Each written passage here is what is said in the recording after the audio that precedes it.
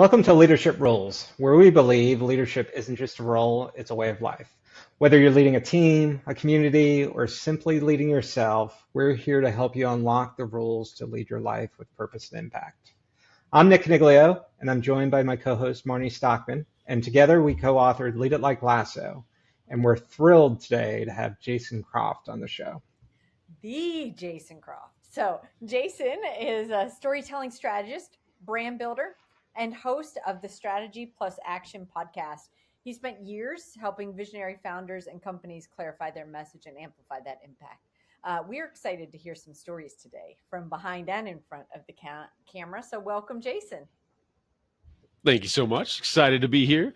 Loved our conversation we got to have last week and excited for this one. Yeah. So Jason, I have to ask you before we get started, I think your LinkedIn title says something like market gravity strategist. Is that correct? It does. Recently changed. Yeah. Yeah. How'd you come to that? So concept that I'm working on, should have a book out in the next couple of weeks, been deep in the middle of that. And this just concept of market gravity, where I was kind of throwing around this idea of visibility so much, and it's so important, but I kept in my mind hitting a ceiling with that. Like, visible's great, but there's so much more that goes into it. So kind of a system or process here, an idea of, visibility is that foundation. Yeah. And then what can you layer on top of that as well? I like it.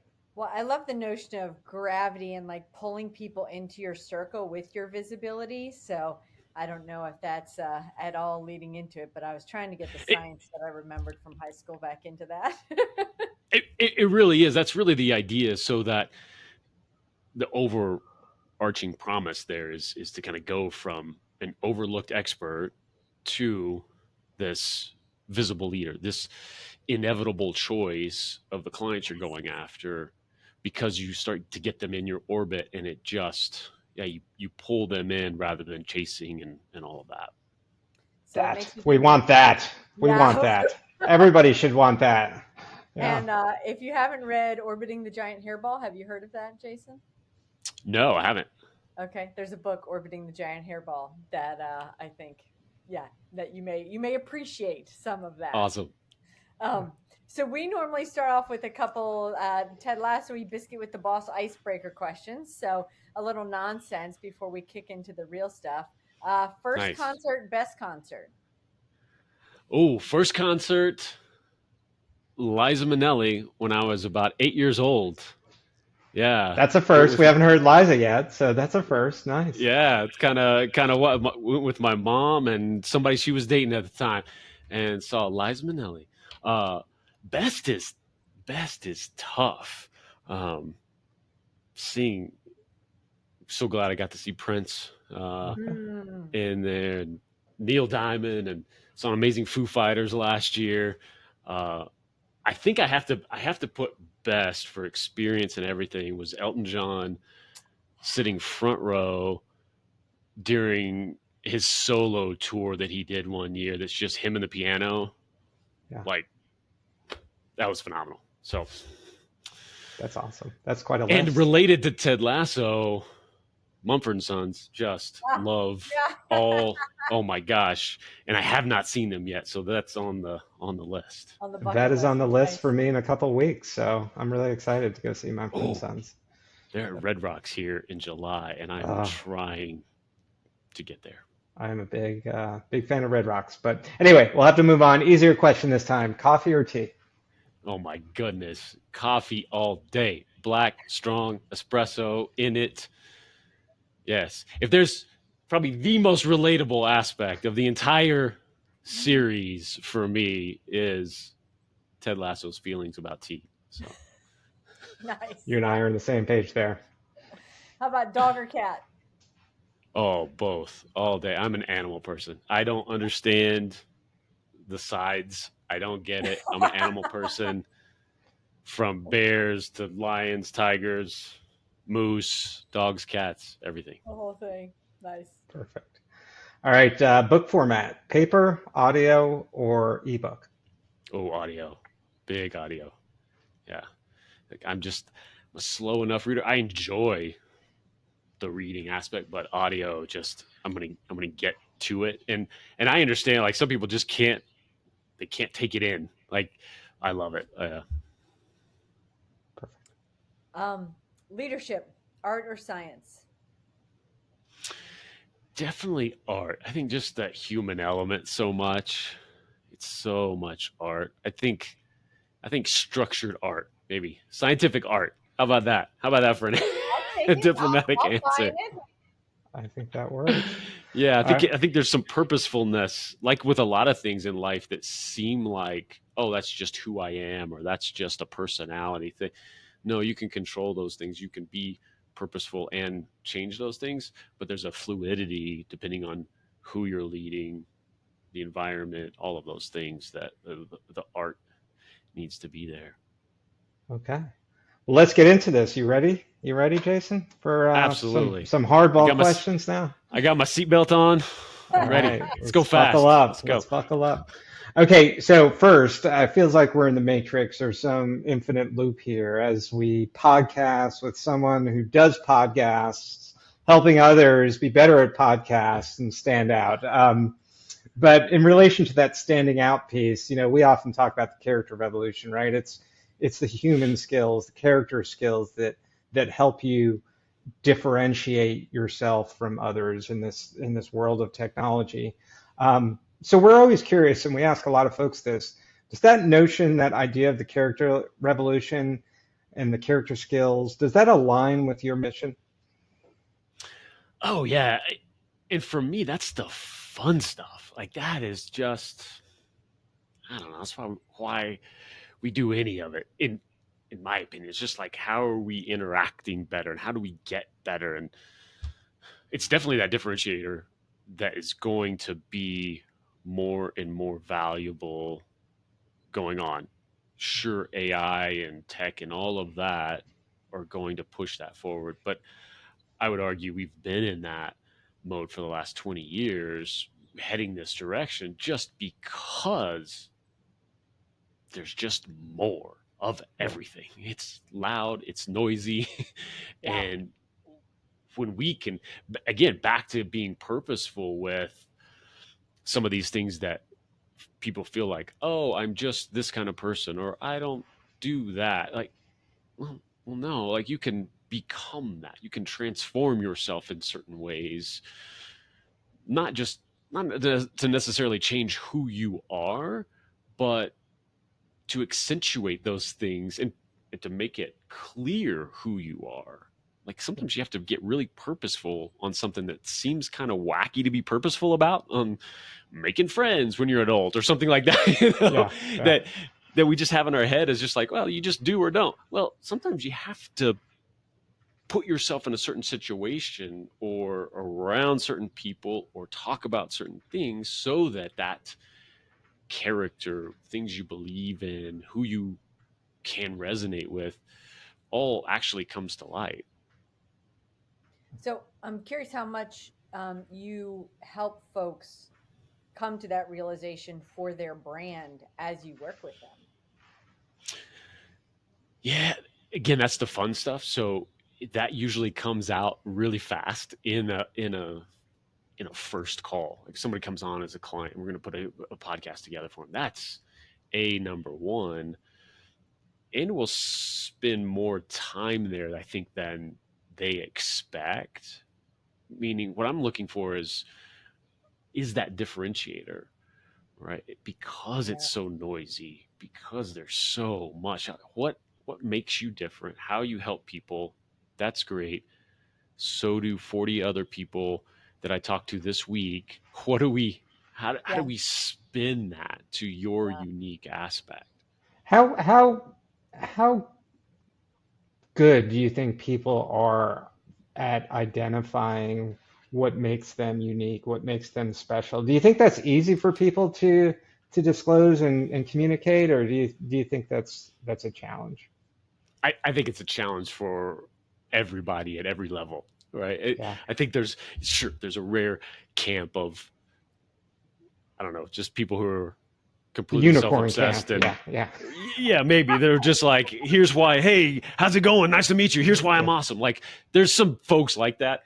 Maybe I'm one. I don't know. But maybe some folks like that. For most of us, it's the hardest thing in the world to do. And why I think the coaching industry and the personal development industry, all of that is so powerful and needed and isn't going anywhere anytime soon, because even the most amazing people at seeing that in others, we hit that block in ourselves all day, every day. We can move the big boulders, right? We say like, you know what, I'm I'm kind of good at this. I can kind of go this direction, but just that there's that limiting belief. I think in most of it, I've had enough conversations to know with you know with myself and with plenty of people at all levels that it's so common that people, we just shake our heads. I mean, how many times have we experienced that? It's like, you do not see the greatness in Yeah. in Yeah. yourself. It's And so much easier to see it in other people than it is to see it in yourself yeah, it's just a sometimes, right? human Yeah. thing, I think. So I think that leads me right into my next question, which is how has interviewing other leaders shaped how you yourself lead? Yeah, I think from way back from the first show I've done all the way till now, it's a very, I think of it as like net aspirational, right? Like it's just a through line more than specifics. Oh, I learned this leadership tactic from or this person. It's done a couple of things. One is overall, I'm able to have these conversations and dig in and understand some folks and just go, man, I need to be doing more with my life. I need to be, I need to do that better. But also, it's made me think about the concept more than I think I would have just going forward. When I'm not leading a management team in corporate America, so I don't think necessarily in terms of leadership until I'm in these conversations, like with both of you, and having these and like, oh, that's great. And what we touched on some in our conversation last week, that idea of self leadership and how critical that is. And so overall, it's just helped me even think about it, which I think moves us all forward when we can become aware of something first, and then, oh, let's get better at that. Yeah. Very cool. So, one of the things that's been great about having the opportunity to speak with people like you, Jason, is, we often say, right, that we're leadership geeks, not gurus, because we learn so much from people, and a lot of people end up talking about different bold decisions that they make that really ended up changing the course or trajectory of where they were going. Not to put any pressure on you, because I realize this is kind of on the spot, but is there anything that you can kind of inspire our audience about in terms of the bold decision that you made that really became a defining moment in either your life or business? Yeah, it's actually an easy one because it was such a big one. This goes right back to controlling things that maybe we don't think we can control. I read Malcolm Gladwell's The Tipping Point 10 years ago, and was just, when he got to that section, he's talking about the three types of people. He's talking about salespeople, mavens, and connectors. And I read that description of a connector, Yes. and I've told the story over and over. It's been this many years, and I'm still getting chills saying the words because I remember that feeling, just like, ooh, I want to be that. I want to be this person who knows everyone and connects them, and I was the furthest thing in the world from it. I was the, if I could get myself to a networking event, I was the guy, standing against the wall. Hope somebody talks to me. And I went, and there was about a year, like from that decision, I decided in that moment, I'm going to be that. And it was consuming charisma videos and, how do you talk to people and how do you connect and how do you, all of this stuff. And in that time, jumped in and started my first podcast. I was working for a production company at the time, and we had studio lights and all that. And I was like, why don't we do a show here? We ended up doing a 3-camera shoot, Startup Dallas, interviewed tons of people coming into our studio, and I just did it out of, hey, this is my crazy idea. I'm gonna sit here and do it. So that happened in that. I started hosting a networking event that I ended up doing for 2 or 3 years, and in that cultivating kind of moment, I was sitting in my office and I got a call from someone who is just like, they run an event with speakers and they just know everyone. They were just like, oh, you need to talk to Lynn. Like, you just need to talk to, right? She called me one day going, hey, Jason, you know everybody. I'm looking for this type of speaker for my next. And it was just a little mo. I was like, wow, that's fun. And it was almost a year to the day, right? To that moment. And that was, I mean, that changed my life. Yeah. That was everything, and just lit me up to continue down that path. Let me tell you, that is speaking from somebody who, like where you were in that conference, in that networking meeting room and standing on the corner waiting for somebody to talk to you, to make the decision to actually change that and then execute on that decision.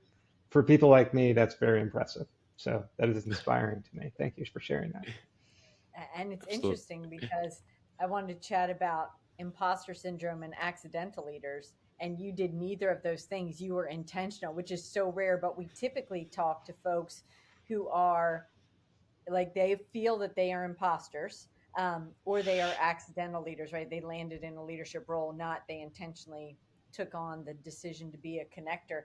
So, but I suspect, judging from what you said about folks having a hard time figuring out what differentiates themselves, that in fact you do run into folks who feel like they've got a bit of imposter syndrome, or have found themselves in a place where they have to market and don't have the words because they're kind of surprised to be there. Am I right? Is that true?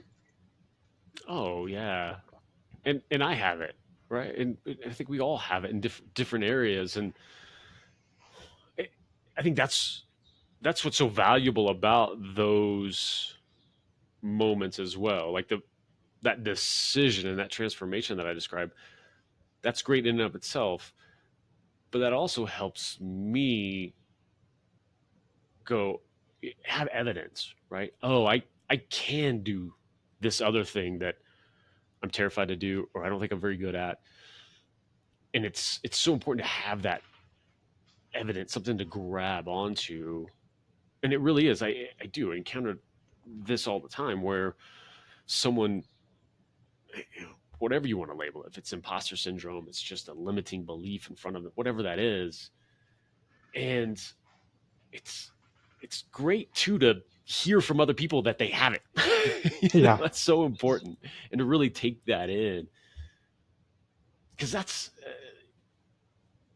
I think we could all be in that camp too of accidental leadership, in terms of, I know the context you're talking about it in, but what comes to mind right now too is that we kind of find ourselves in that when we wake up to that realization that we are all leaders in some way, even if it's our own little bubble in our own little lives. That's almost an accidental leadership aspect there, of like, oh, I I didn't guess I sign up to better. be a leader, and you just told me I was one. Yeah. Yeah, exactly. And so that could be a crossroads, right? Like, where do I go with this? Do I embrace this and move forward, or do I just sort of shrug it off and go back to my life? And yeah, I think we all go through that, and we all need that help of somebody else saying, no, no, no, I see this in you. I promise. It's real, and let's figure out how to get that out and cultivate that even more. Send them links to that unicorn camp we were talking about so everybody can figure out their differentiator. So I am sorry, both of y'all, because I'm going to go back to where we were, what we were just talking about it, because again, I was that person in the room waiting for people to come up and talk to me. So from a networking standpoint, what what tricks or strategies can you share with your audience, aka me, to help me become a better networker, Jason? I mean, is there anything that you remember doing that made it become more natural that would help others? Yeah, I think there's a few things there, and a lot of them are situational too. So certainly when we think about networking, we think about the networking event, the chamber of Hmm. commerce, the whatever, right? And there's ways to operate in that. And we could touch on some of those. The other aspect too is to get to the core. Okay, what is networking? What is building my network? Right? Yep. Even beyond the idea of networking, I can have its own negative connotations as well.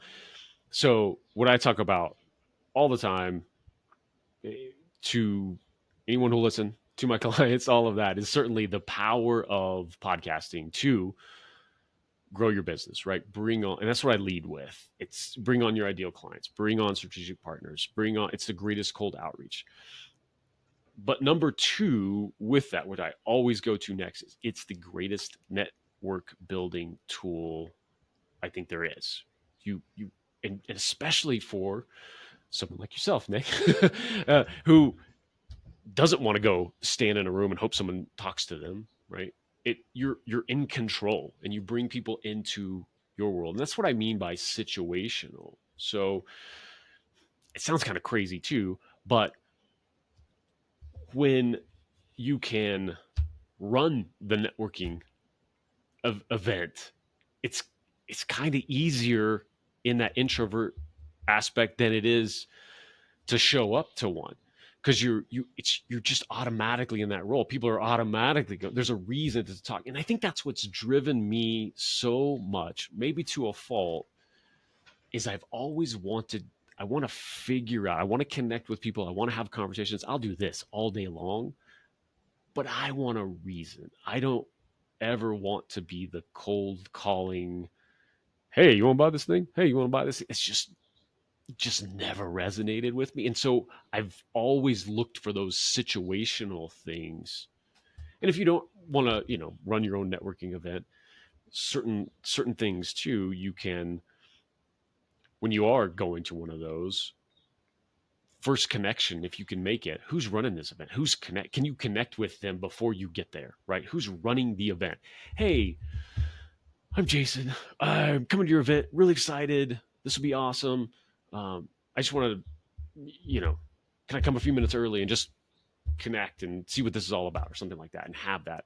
Well, then that entire event, that person who knows everyone already, that's their event, Yep. they're going to be introducing you. Hey, you got to meet Jay. Hey, you got, and I know for me, that was the biggest thing, even pre-transformation. That was what I want. Like, I would talk to someone, no problem, if they came and talked to me. I just wasn't going to start it. Yeah. So having those little things like that, both situationally and just that dynamic once you're there, those were helpful things for me to understand. It's kind of interesting. I'm mentoring a college student who self-proclaimed introvert, but when we have given him an objective or a goal in a networking event, he's like, "Oh, this is kind of fun now because I have a task to do." So it was the blind, I don't know what I'm going to talk about, that's terrifying.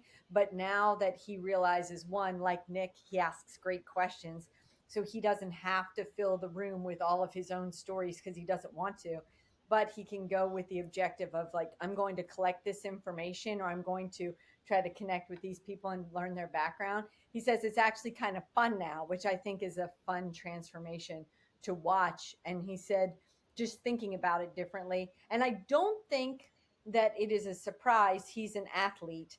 And I think athletes are naturally competitive and they like a goal and they know what scores points. And so we've talked about, like, okay, this is how you win networking points. If you want to win the game, this is your strategy. Go take a shot. And for whatever reason, that has worked with him. I love that. And also when you can embrace the superpower of being an introvert, right? Oh, And people yes. talk, obviously, like, most people know this now, it's talked about enough, but introvert extrovert isn't isn't necessarily that. It's, I've met introverts who are just phenomenal. They could sell anything to anybody, but that differentiator is it just drains them to do it. Yeah. They can be great at it. It just it's more of an energy thing and what that Yeah. takes. But when you can embrace that power, I mean, the most captivating thing all the way back from what Napoleon Hill, Dale Carnegie, those lessons back when you can listen and because you mentioned it, describing Nick, like asking great questions at these events, when that person can talk about themselves and just, oh, wow. And they feel like they've got someone to talk to, because that's a rare thing, sadly, in that someone actually listens. That's a superpower. And when you can go in there with that mindset too, like, oh, I'm really good at this, I'm going to pull out of them, they'll start introducing you around oh, you got to talk to Nick. He's just like he's amazing. And you're sitting there going, they don't know anything about. I haven't said 3 words, but I'll take it. And they'll introduce you around the room going through that. I think that's great. So, in the work that you do, what is a mistake that you see folks making, or what's holding them back? I think we've touched on. I think the biggest thing is the limiting belief aspect of what's possible, that they can do this thing that they see so many other people doing. For me specifically, how I help folks creating a podcast that actually grows their business, or the other the other thing holding them back is to think about it like everyone else tends to think about podcasts, in this very content marketing, hey, just put out it, where I reshape that thinking a little bit too. No, this is a sales tool. This is a networking tool. This is growing your business from day one. From episode 1, it should help you. And just those 2 things, thinking about what's even possible, and then how to even think about that endeavor. That's usually what comes up. Yeah, that makes So sense. when I asked Marnie to have a podcast about the New York Jets trying to sell personal development leadership books, it really didn't fly over very well. So she was following your advice there, Jason, on that one. Nice. And I am the better for it.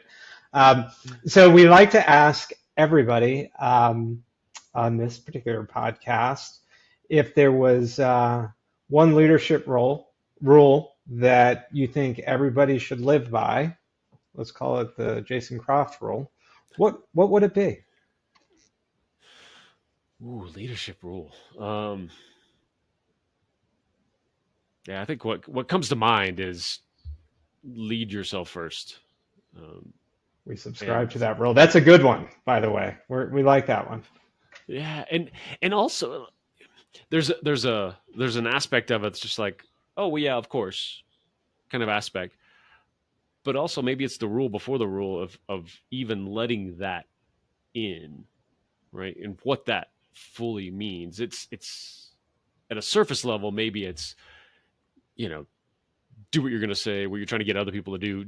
You do that first. I think that's a surface level, but deeper than that is letting in the fact that you can lead the direction of your life and almost treat it as a couple of different people. Not let Yeah. yourself just flounder around like, hang on. That if you go do this and this is where that's going to go. It's almost having that little conversation with yourself to lead yourself in that direction, even taking good, bad, all of that out of it, just to being intentional with the direction you want to go. And then, okay, great. Who do I need to become to go and achieve that? Well said. So, Jason, where can folks find you? Who would you like to get in touch with? Where should they stalk you? LinkedIn, that's where I found you. Yeah, it's a good spot. Easiest place is thejasоncroft.com. That's kind of a starting point. Take them to the And that's agency site. important for the record because there are a few others namesakes in LinkedIn. So that is the best way to find you. Yeah. Nice. Yeah, and that'll link over to different shows I'm doing and all that fun stuff. And yeah, really looking for, experienced coaches who they know their stuff. That's where, going back to market gravity and talking about that, it's that feeling. I talked to so many folks who that's what I had for so long. It's this feeling of like, I know my stuff. I'm really good once I get in front of somebody. If I could just be in front of more people and they can experience my coaching, my help, my whatever. Those are the folks I'm looking for who have that experience level and they're just looking to get that in front of more folks. Love that. And I really liked the second part of your tagline in your LinkedIn after it said marketing gravity strategist, the notion of like from invisible to inevitable choice. I don't remember the first part of it, but I thought inevitable choice was brilliant. So well done. Thank you. And Jason, we thank you so cannot much. thank you enough for spending the time with us. This has been a joy, and we'll be sure to put your points of contact in our show notes. So anybody who might have questions or want to continue the conversation with you, they'll figure out how to get in touch with you directly. Fantastic. I appreciate it. Thank you so much. Awesome. Thanks.